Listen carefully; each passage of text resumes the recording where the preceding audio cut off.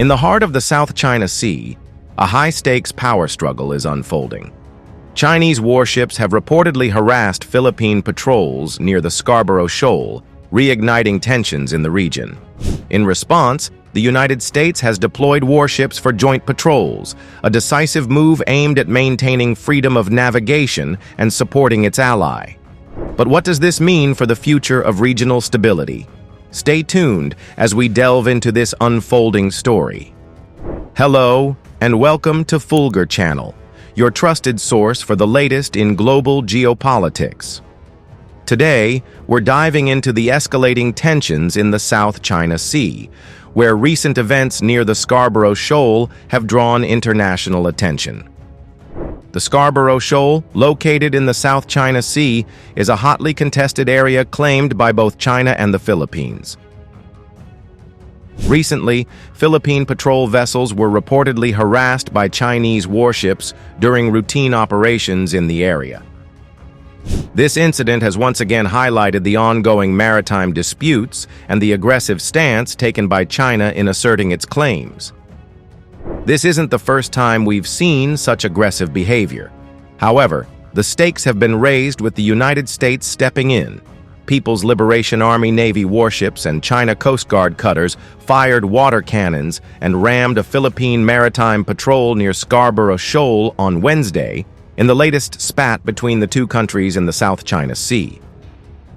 Philippine Coast Guard flagship BRP, Teresa Magbanua, and BRP Cabra joined the Bureau of Aquatic Resources and Fisheries offshore vessels, BRP Datu Pagbuaya and BRP Datu Sanday, in a patrol to support fishermen in the vicinity of the disputed South China Sea maritime feature. Commodore J. Tariella, Philippine Coast Guard spokesperson on West Philippine Sea concerns, said in a statement that 4 China Coast Guard cutters with the Pennants and the People's Liberation Army Navy Type 054A frigates Xianing and Yuncheng met the combined civilian maritime agency mission. The ensuing incident included what the China Coast Guard claimed were control measures in accordance with the law and regulations. At 6:30 and 16 nautical miles away from Scarborough, Chinese cutter 3302 sent a water cannon blast into Datu Pagbuaya's navigational equipment and collided with the offshore vessel with a sideswipe maneuver against its starboard hull. A second water cannon burst was sent against the fisheries boat 25 minutes later. Meanwhile, Tariella claimed that flagship Teresa Magbanua endured blocking, shadowing, and dangerous maneuvers from the Chinese frigate Xianing and another cutter. Cabra was also shadowed by the Chinese forces, with a ship closing to within 300 yards of the Japanese-made patrol vessel. The incident marks the largest encounter between Chinese and Philippine maritime forces since the Sabina Shoal standoff, which saw both sides deploy their coast guards en masse.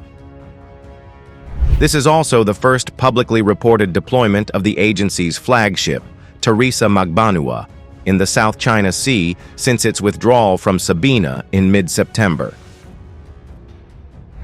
These deployments came after BRP Melchora Aquino and BRP Cape Engano were dispatched to Iroquois Reef last week to protect Philippine fishermen from Chinese harassment.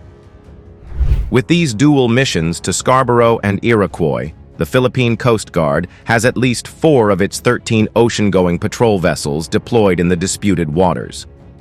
The PCG and BFAR reaffirm their commitment to protecting the rights and safety of our fishermen within our maritime jurisdiction.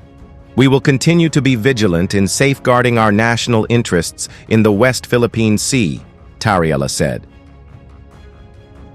Known to the Philippines as Bajo de Masinloc and to China as Huangyandao, Scarborough has been the site of numerous maritime and aerial encounters between the two countries. Despite its vicinity to Luzon, roughly 120 nautical miles from the Philippines' largest island, Beijing has claimed the shoal under the expansive 10-line map. Chinese forces have maintained a presence within and around the maritime feature since the 2012 standoff,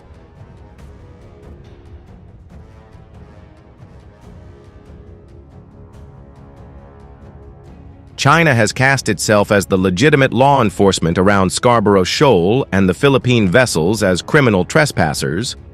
Ray Powell, director of the Sealight Project at Stanford University's Gordian Knot Center for National Security Innovation, stated as the reason why Chinese forces conducted themselves during Wednesday's morning's incident.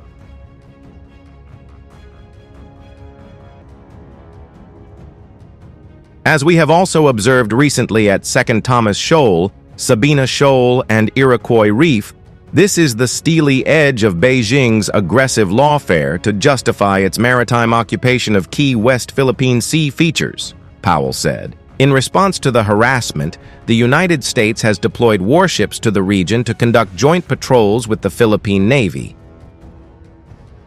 These joint operations underscore the U.S. commitment to its allies and to maintaining freedom of navigation in international waters. The U.S.'s decision to deploy warships sends a clear message. It's not just about supporting the Philippines. It's about pushing back against actions that challenge international norms and the rules-based order. The presence of U.S. warships is likely to deter further aggression, but it also raises the risk of direct confrontations between military forces. Regional allies like Japan and Australia have expressed support for the U.S. stance, while China has condemned the move, calling it an act of provocation. The South China Sea remains a flashpoint in global geopolitics. As the world watches closely, the actions of key players will shape the future of this critical region. Thank you for watching Fulgur channel. Don't forget to like, share, and subscribe for more updates on this story and other global developments. That's it for today. Leave your thoughts in the comments below and let us know what you think about the U.S. response to the Scarborough Shoal incident. Until next time, stay informed and stay safe.